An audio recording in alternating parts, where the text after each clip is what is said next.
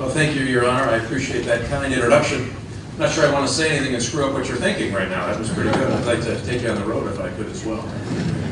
Well, thanks for the opportunity. Thanks, George Mason. Dean, I know the Dean is here somewhere. I saw him a minute ago. Dean, wait, you got the back seat. All right. That's how you're a working Dean. I appreciate the opportunity to be here, take a few minutes. And I don't want to go long. You have some very, very distinguished panelists, and I wish I could stay for that. Maybe you'll send me the CD. I can catch up.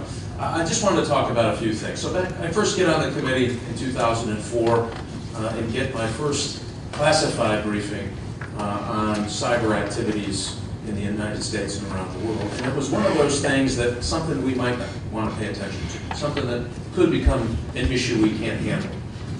And unfortunately, exponentially since that day, it grew worse and more complicated, and an issue that is a serious threat to our national security, which America is not prepared to handle. It is amazing to watch even just the last couple of years about nation states what I would argue are not rational actors.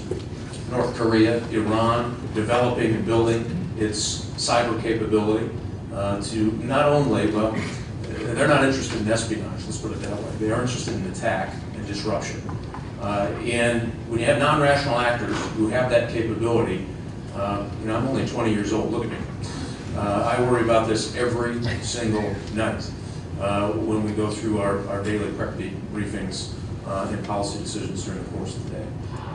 This is alive and well, and we are in a cyber war, and we just don't know it as African Americans. It's that bad. I just happened to come back from New York talking to a few folks. Somebody who should know better, who didn't, was someone who was involved in a small venture capital company, had heard some of the rumblings about cybersecurity. Now this is somebody who's investing, it's a small fund, about $1.5 billion. They went back and said, you just spurred us on to check our systems to see we're just too small for anyone to pay attention to. So they brought in a security company and found that the Chinese had been on his network probably, they were estimating between 6 and 8 months. This is a small firm when it comes to venture capital firms in a city like New York. It is so prolific, so dangerous, and so bad. We had better do something now, or on our collective watch, we will destroy the economic prosperity of the United States. And I don't say that lightly. We have several different realms now you have to get to, reams of political hacktivists, people who are trying to make a point, anonymous. You have individual criminals, the guys in the bunny slippers in their mother's basement who are trying to break into your account and steal a few bucks. Organized criminals internationally who are well-trained, well-schooled, many of them former intelligence officers from places like Russia. And you have that cyber espionage the Chinese have engaged in, which is no comparison in history of the amount of economic wealth that they have stolen from not only just the United States, but other innovation economies, Japan and Germany and South Korea and France and Great Britain, and the list does not stop. If you have something of value, they have geared their military and intelligence services to configure a way to make a priority to steal intellectual property, to bring it back to China, to repurpose it, develop it, and put it into the market. It is a horrible, presents a horrible competition disadvantage for countries like the United States, who are so heavily dependent on our innovation for the next generation. One of the things that we have to do is begin to protect ourselves first. So here's how we do it. As the chairman of the Intelligence Committee, it's my job, as the director can tell you, to beat on these folks and say, what do we know about X? We got to fill in hole Y. We need information about these 3 things. So we push them, and they come back with their proposals, and they go out and do their work around the world, and they go out and find out what bad actors are doing in the cyber arena. They bring that information back, and we use that to protect our .mil networks. And candidly, our .mil networks are very well protected, probably the best in the world. The problem is about 90%, actually 80% of all of the networks across the United States are private networks. And so we are prohibited from sharing that information with the public sector private sector, excuse me, in a meaningful way that they might be able to protect their own networks. You know, I was an FBI agent in Chicago. If somebody called me and said, hey, there's going to be a home invasion at 123 Street tonight at 6 o'clock, I am morally obligated to do something about it. Contact the local police, to show up ourselves, to make sure that that person doesn't get through the front door and cause some harm. Think about what this cyber activity is. It is no different than a company wanting to pick up that 911 call and say, we are under attack and we need some help. So what we've said is, listen, with all the talk about offensive capability and developing an offensive capability in the United States, and we have lots of debates about that, believe me, are all worthy debates. None of it means a thing if we cannot protect our networks here at home. And candidly, we are not ready to protect our networks here at home. So we talk about Chinese espionage, that last ring, military-style attack. And so we have several nations have used it. Russia, clearly, in Estonia, 2007. If you recall, when they tore down Lenin's statue, they were a little miffed, apparently. And they used a very aggressive cyber attack on Estonia. Severe damage, shut them down, scared them to death, by the way. So now one of the most vocal advocates for government's assistance in protecting networks you'll find is Estonia, and I highly recommend you meet the ambassador. She'll school you well on the threats of cybersecurity. They also used it as prepping the battlefield in South Ossetia before they went into Georgia. So they had a very aggressive cyber attack, disruption of their electric grid, their financial services network, then they sent in the soldiers and the tanks. So we know that nation states, including China, by the way, have this capability and are eager to put it into their arsenal. Now there's one thing about this. Russia and China are not likely to go after our financial services networks, not likely unless we are in direct conflict. They're rational actors as to the consequences of that kind of very disruptive behavior. And I argue the Chinese wouldn't want to go after our financial services networks. We owe them too much money. Oh, come on now. So you have those rational actors. Here's where it gets concerning, and we should be concerned today. North Korea showed that they, not about a month ago, had a capability to go in and they attacked a financial institution in South Korea and did some damage. Now, it's probably not where the other, well, I can say not probably, it is not where the other nation states are. But it shows they have a growing investment in their ability to conduct cyber attacks that have real consequences. Iran clearly has exponentially gotten better and is learning every day. If you're not familiar with the Saudi Aramco case, I recommend that you get familiar with it. It shows what a nation state can do when it sets its resources to attack a single business to cause destruction and harm to that particular establishment. So they attacked Saudi Aramco, a very important energy company in Saudi Arabia, the largest nation state owned of Saudi Arabia, does all their transactions and clearances, financial transaction clearances for the country when it comes to oil and gas. So think about this. You show up at work, you have, say, 10,000 computers. You show up to work that day and 7,000 of those computers don't work anymore. And everything that's on those computers is gone. You can't reboot it, you're not going to find it again, it's gone. You can't even turn it on. It is a paperweight on your desk. They destroyed 30,000 machines in the attack on Saudi Aramco. 30,000. Here's where it really gets interesting. They also went in and manipulated data. So instead of Mike Rogers owing Saudi Aramco $100, they had it turned around the other way. They manipulated data, they destroyed data, and then they destroyed machines. The scary part was it almost caught fire in the telecommunications network. It spilled over. I don't think that was by design. I think that was just by the propagation of this particular malware that almost shut down and destroyed certain pieces of equipment in the telecommunications private companies that are operating in that particular region.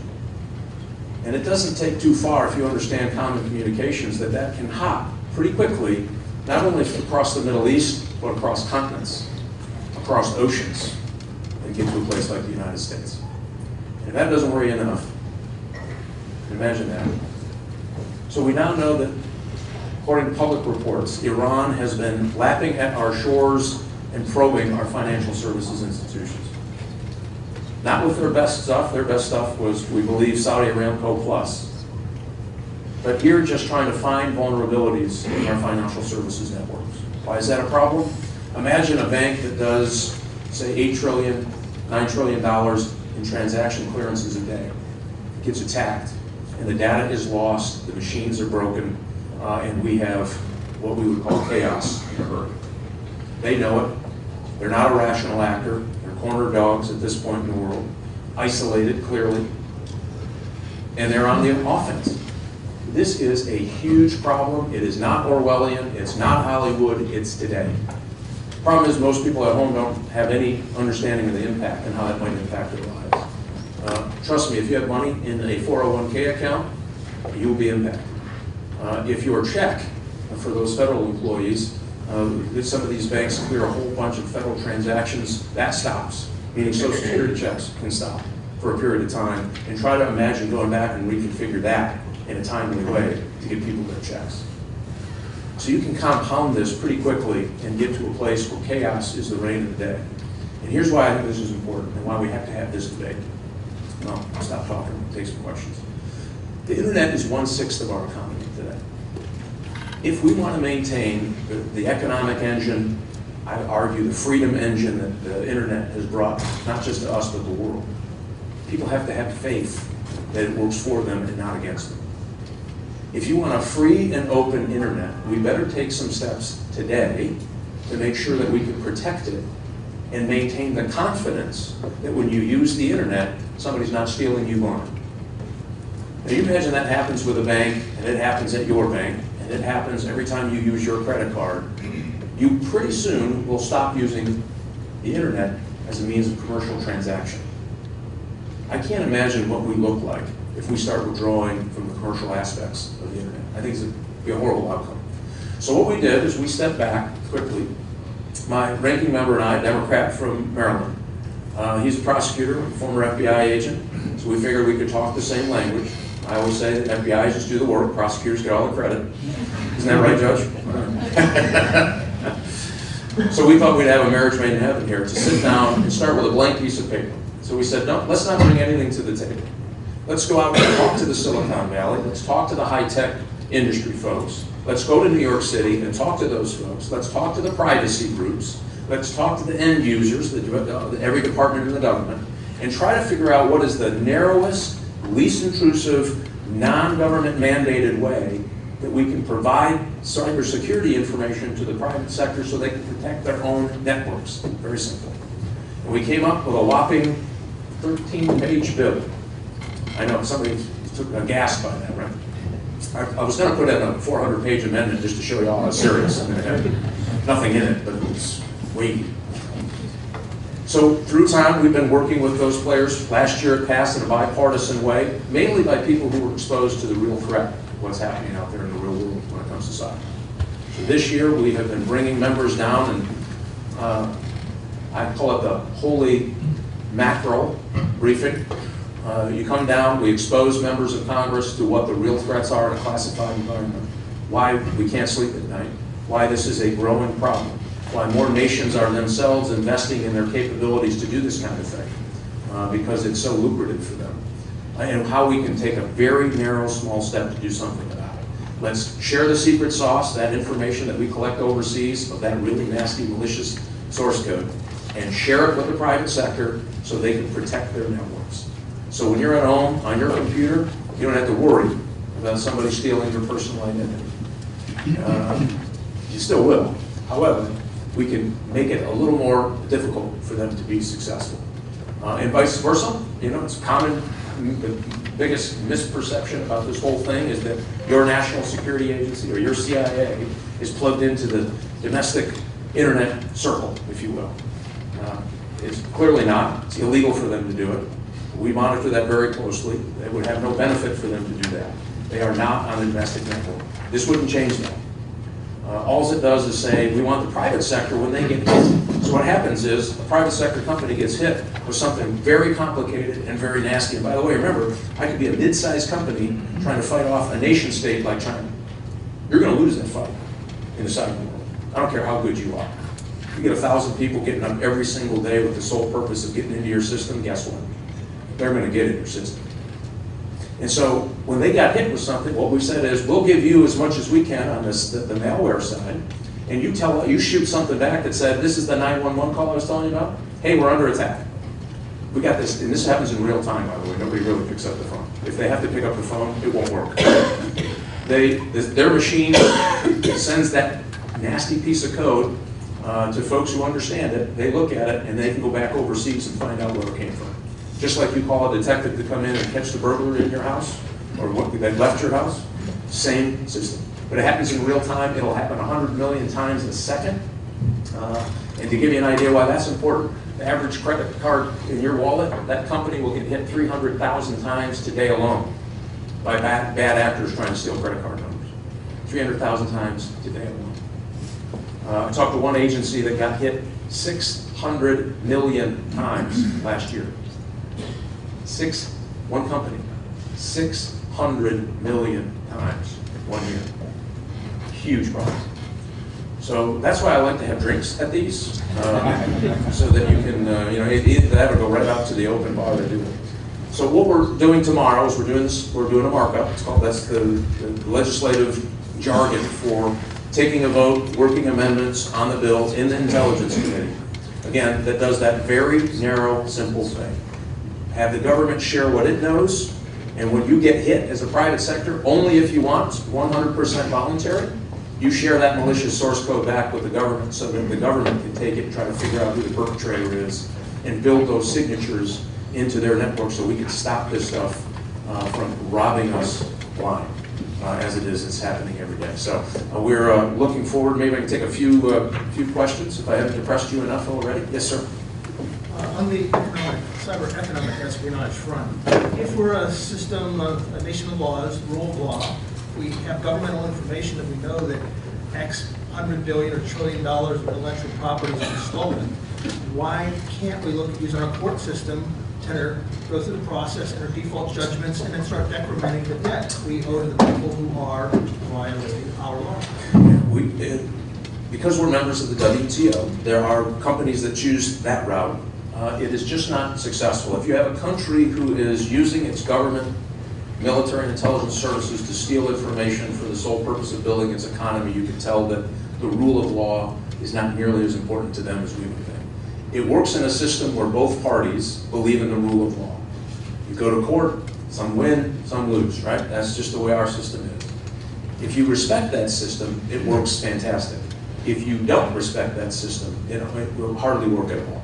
So there are efforts underway to try to raise the pressure on countries like China. And remember, that could grow at about 7% a year just to maintain their social program. Grow. I mean, we'll be lucky if we hit 2% this year if we're lucky. If we're really lucky, we'll have 2% growth. So you imagine it. So they're not great innovators, but they have shown that they can be great, I won't use the word, but they're taking a lot of stuff, right?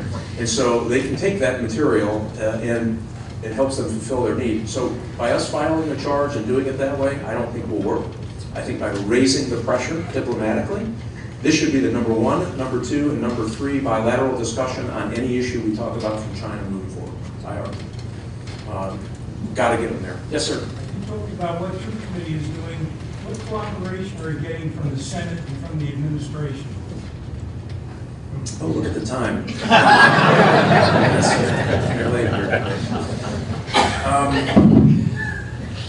Part of the problem is last year we got caught in the election cycle, so we got the bill out of my committee too late.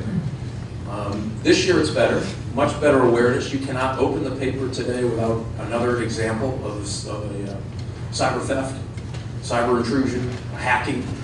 That's helped, unfortunately. It's one way that's helped build the awareness in both places.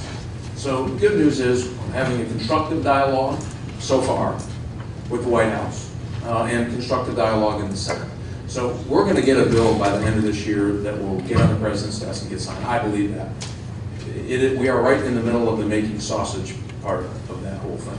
And our goal is to protect privacy, civil liberties, let people understand exactly what the bill does. People don't have faith that this thing is not intruding on their lives and won't work.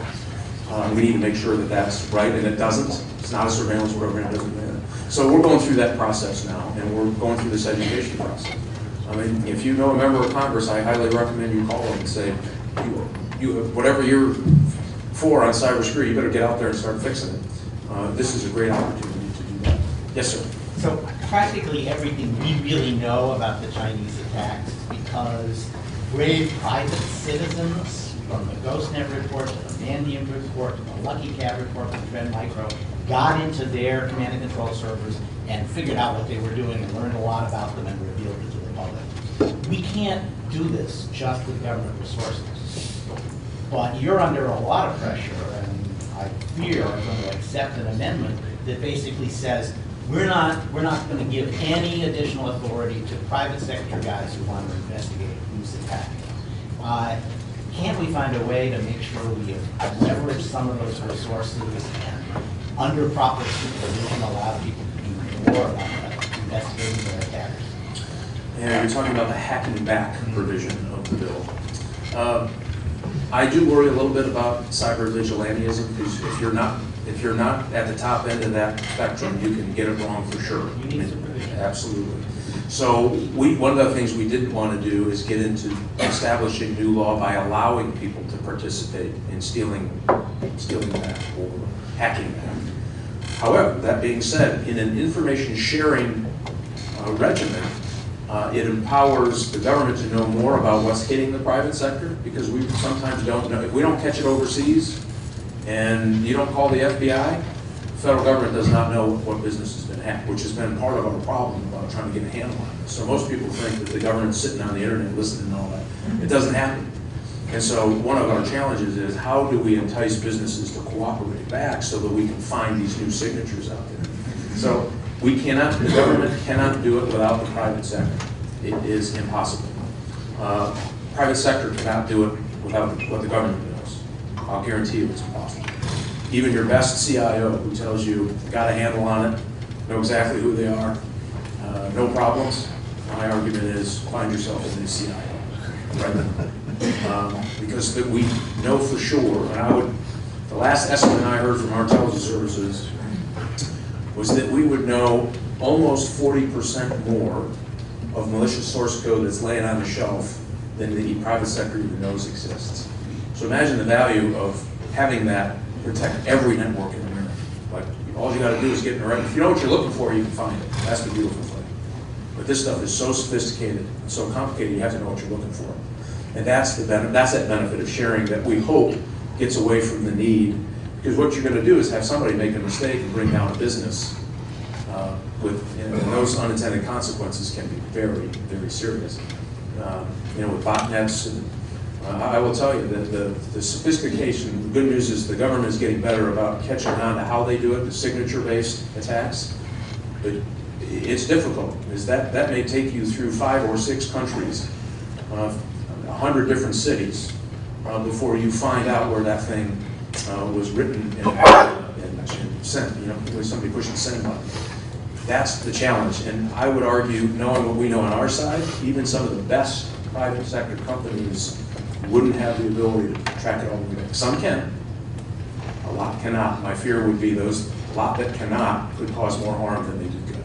So that's why we're kind of at work with that. Yes, sir? What role do you see state and local governments in the cyber policy? Yeah. I mean, obviously the criminal part of this is important. We're dealing with, as the intelligence guy, worried about what threats come into the country from overseas. I think it's not limited to that. We have criminal problems here in the country. So part of that sharing needs to be from federal to local and local to federal as well, because they can help us on signature-based attacks as well.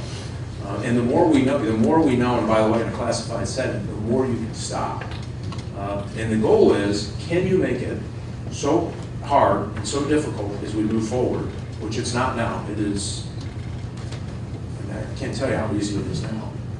Can we make it so hard and difficult that it's not worth China investing as much money as they are in training a legion of cyber attack warriors? and intellectual property thieves. And that's what they're doing. Now, how do we make that so it's not really, that has no dividend? And right now, their only consequence, there is no consequence. That's the problem. So that's why we use the sharing regimen between them. And then what you do is the state and the federal, our state and local will be heading out and trying to hopefully find those criminal elements that are operating within the United States, conducting crimes here. And the FBI is going to be part of this as well. So you have that, hopefully that dynamic in that way. Right, all in the back. In your markup of the bill, do you intend to address at all DOS attacks on 911 centers? Well, we wouldn't do it specifically by institution. You would hope that that local unit of government would participate. Again, this is all voluntary. There's no mandates in this whatsoever. I don't think that would work. And so you hope that they participate. The FBI I will tell you, is getting better and better and better when it comes to the forensic cybercrime part. There are discussions about, hey, how do you try to stop it before it hits? That is a much more difficult proposition, and one that we wrestle with quite a bit based on what the FBI's duties and assignments are here in the United States. So we hope through this sharing regimen you can get at a lot of that. And here's the other benefit: when that 911 center is hit, God forbid, if you have real-time sharing capability and you're part of that loop, it is much easier to use the capability of, say, the FBI, who has this growing cyber capability, to find them quickly and have somebody hauled off in handcuffs and put in jail. And you're risking people's lives when you do that. Pretty serious. Thank you. A couple more. I don't know how many more you want to. I know you have a great panelist here. Panel of panelists. We know, or at least some of us know, that the Iranians have been targeting and hacking second-tier government contractors. Do you believe that there should be a cybersecurity standard in order to get a government contract?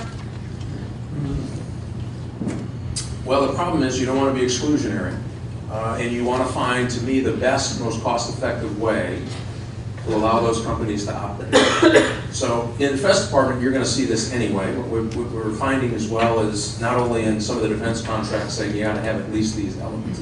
I would be very reluctant to have a legislated standard that starts getting the government into setting the standards through rules about what a secure network looks like, which that's the other side of our argument, that a lot of people are pushing that. I think that's a disaster. By the time you do the rules, it takes 18 months. Guess what? Your threat matrix is completely different.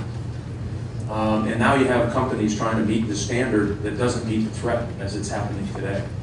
And I think A, it's a waste of money, and B, I don't really want the government regulating into the internet. I think that would be a disaster. So we're having these discussions. I'll tell you what's interesting, coming out of New York over the weekend, is now these venture capital firms are starting to realize they don't want to invest in a company that is exposed to the vulnerability of getting all that intellectual property of which they invest in stolen.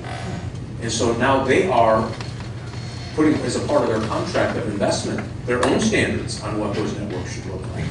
And I'm for that. I mean, you got the private sector and these folks who are exchanging money saying, hey, this is important enough for us to say, you want our money?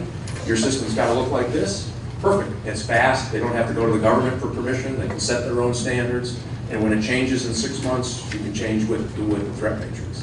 So I think that market force is starting to kick in by the sheer volume of lost economics in this, that I think is going to have a great outcome. I'll just take a couple more questions if I can. Yes, sir. Andy Cameron with Usher Nexus. In the war on drugs, we found out that banks were a big part of the problem of moving money back and forth. And cyber warfare, obviously, a lot of these groups, the non-state sponsored ones, are getting funded somewhere. And banks are involved in this. We've been talking to a lot of folks up on Wall Street who want to figure out who they should be dealing with and not dealing with, and try and give bad banks bad ratings and stuff. Is there an economic bent to this? I mean, beyond on the criminals, I mean, you're talking about people trying to launder money, or you're talking about people were, or did you just say bankers are on drugs? Did I understand? But there are banks that are clearly funding corporations in China and I see Asia what you mean. that are knowingly involved in these type of activities. Is there a way to get Wall Street more involved in proactive risk management? Well, I think, again, the driving force is the sharing regime. And I do think there's going to be a parallel track here. The only reason I talk about the defense parties is because we're so far behind. We haven't even, in the old standard day, we haven't hired one soldier with one rifle yet to protect our networks, and there's an invasion underway, right? We're way behind the power. We have to fix that part.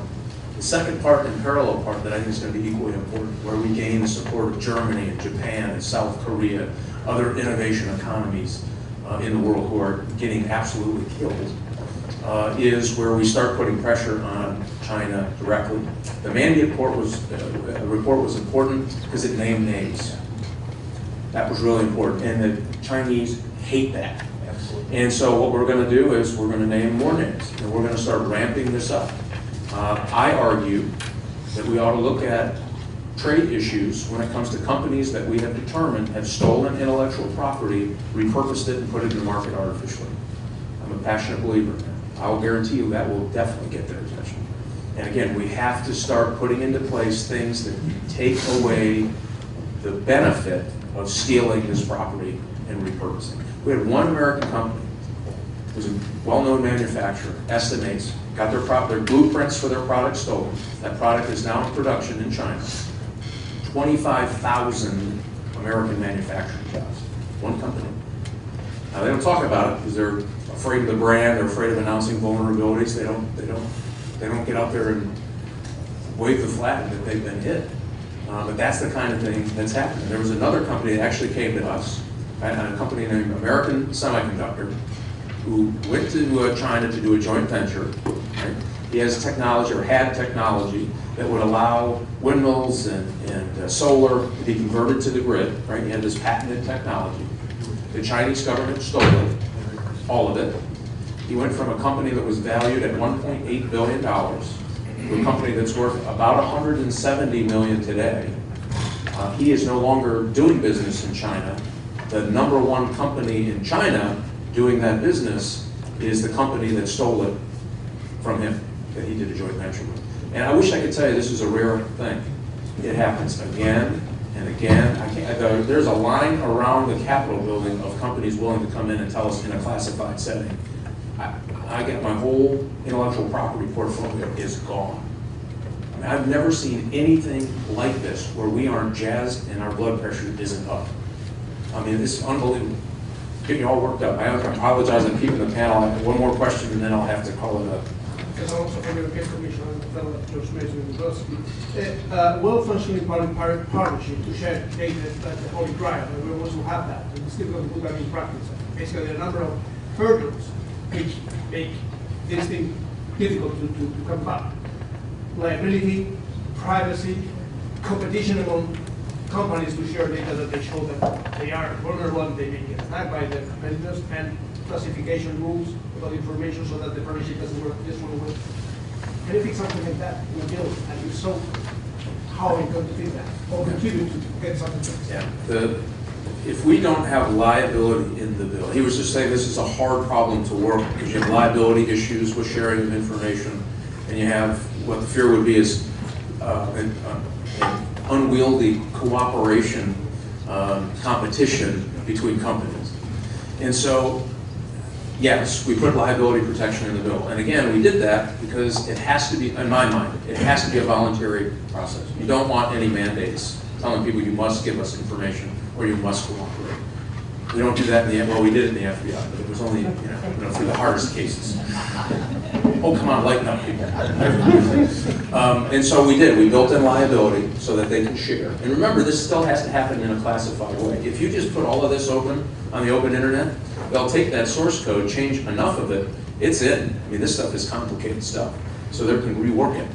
And so what we've tried to do is push it as far upstream in the system as you can. So your internet service provider would likely be the first members, I would guess, that would join and say, I want you share with me, and I'll tell you what we're catching on our system that's really nasty, and we'll build a better system together. And we think that's what happens. Then you'll have that next tier of very capable IT companies. If you're at a small company in America, you don't want to build a SCIF and have to meet all the standards of having and maintaining a SCIF and having the people for compliance for the SCIF just to share information if your ISP provider is already getting it, right? I wouldn't spend the money. And so that's where we think we get the value on that downstream. Somebody was talking about supply chain. That supply chain is very vulnerable. That's how we think we can help the supply chain before it ever gets to their network, their personal office network. It has to go through that ISP provider that is sharing classified documents. Thanks, everybody. Get involved in this discussion. It is very, very important. Issue that is a serious threat to our national security, which America is not prepared to handle. It is amazing to watch, even just the last couple of years, about nation states what I would argue are not rational actors. North Korea, Iran, developing and building its cyber capability to not only, well, they're not interested in espionage, let's put it that way. They are interested in attack and disruption. And when you have non-rational actors who have that capability, you know, I'm only 20 years old, look at me. I worry about this every single night when we go through our daily prep briefings and policy decisions during the course of the day. This is alive and well, and we are in a cyber war, and we just don't know it as African Americans. It's that bad. I just happened to come back from New York talking to a few folks. Somebody who should know better, who didn't, was, well, thank you, Your Honor. I appreciate that kind introduction. I'm not sure I want to say anything and screw up what you're thinking right now. That was pretty good. I'd like to take you on the road if I could as well. Well, thanks for the opportunity. Thanks, George Mason, Dean. I know the Dean is here somewhere. I saw him a minute ago. Dean, wait, you got a back seat. All right. That's how you're a working Dean. I appreciate the opportunity to be here, take a few minutes. And I don't want to go long. You have some very, very distinguished panelists. And I wish I could stay for that. Maybe you'll send me the CD. I can catch up. I just wanted to talk about a few things. So I first get on the committee in 2004 and get my first classified briefing on cyber activities in the United States and around the world. And it was one of those things that something we might want to pay attention to, something that could become an issue we can't handle. And unfortunately, exponentially since that day, it grew worse and more complicated. And someone who was involved in a small venture capital company had heard some of the rumblings about cybersecurity. Now, this is somebody who's investing, it's a small fund, about $1.5 billion. They went back and said, you know, you just spurred us on to check our systems to see we're just too small for anyone to pay attention to. So they brought in a security company and found that the Chinese had been on his network probably, they're estimating between 6 and 8 months. This is a small firm when it comes to venture capital firms in a city like New York. It is so prolific, so dangerous, and so bad. We had better do something now, or on our collective watch, we will destroy the economic prosperity of the United States. And I don't say that lightly. We have several different realms now you have to get to, reams of political hacktivists, people who are trying to make a point, anonymous, for countries like the United States who are so heavily dependent on our innovation for the next generation. One of the things that we have to do is begin to protect ourselves first. So here's how we do it. As the chairman of the Intelligence Committee, it's my job, as the director can tell you, to beat on these folks and say, okay, what do we know about X? We got to fill in hole Y. We need information about these 3 things. So we push them, and they come back with their proposals, and they go out and do their work around the world, and they go out and find out what bad actors are doing in the cyber arena. They bring that information back, and we use that to protect our .mil networks. And candidly, our .mil networks are very well protected, probably the best in the world. Problem is about 90%, actually 80% of all of the networks across the United States are private networks. And so we are prohibited from sharing that information with the public sector. You have individual criminals, you know, the guys in the bunny slippers in their mother's basement who are trying to break into your account and steal a few bucks. Organized criminals internationally who are well-trained, well-schooled, many of them former intelligence officers from places like Russia. And you have that cyber espionage the Chinese have engaged in, which is no comparison in history of the amount of economic wealth that they have stolen from not only just the United States, but other innovation economies, Japan and Germany and South Korea and France and Great Britain, and the list does not stop. If you have something of value, they have geared their military and intelligence services to configure a way to make a priority to steal intellectual property, to bring it back to China, to repurpose it, develop it, and put it into the market. It is a horrible, presents a horrible competition disadvantage